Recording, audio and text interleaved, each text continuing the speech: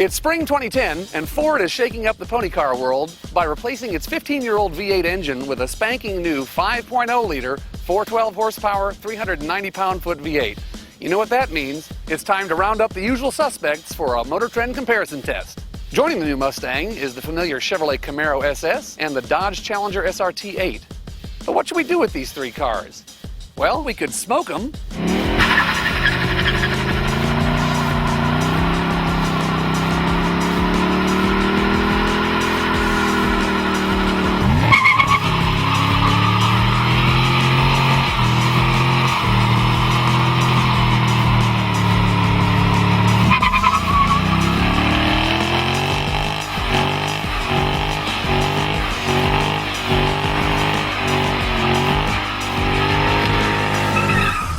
We could slide them.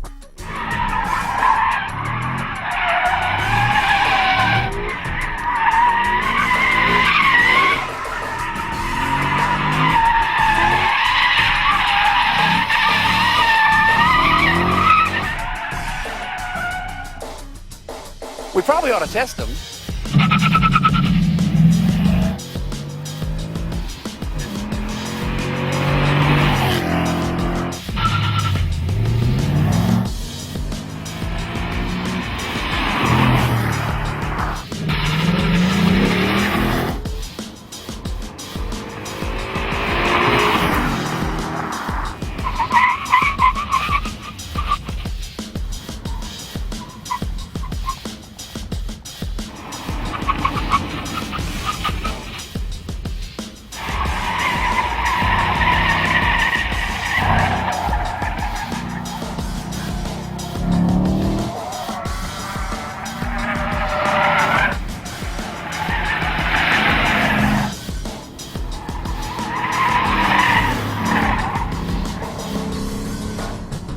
But mainly, let's take them out on some good twisty roads and shake them down that way.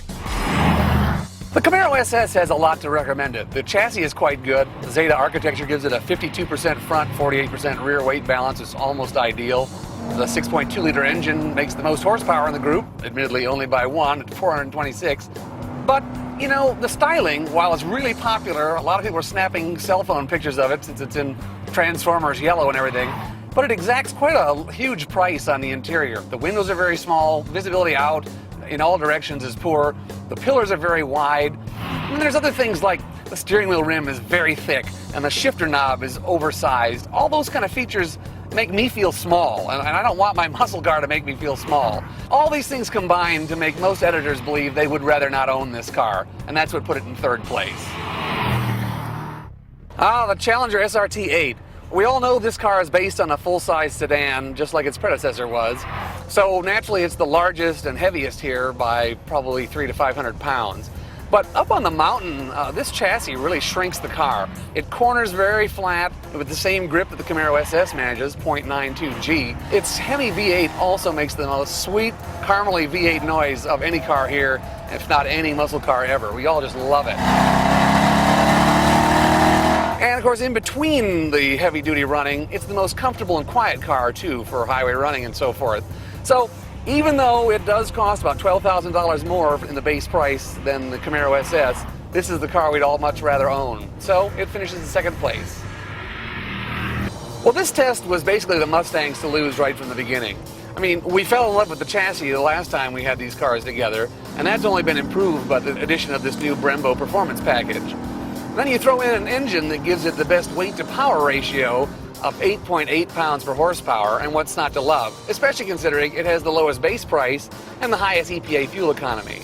So we ran it up and down the mountain and fell in love with the light, nimble chassis, the great visibility, the strong brakes, and this engine. We just love this engine. It sounds just like Frank Bullitt's car in the movie. And so at the end of the test, we all agreed this was the car we'd most like to have. So to recap the results in this battle in the ongoing pony car wars, in third place we had the Chevrolet Camaro SS. In second, the Dodge Challenger SRT8. And that means that until one of the other guys adds a few horsepower or tweaks their chassis in some meaningful way, the king of the V8 pony car hill is the Ford Mustang GT 5.0.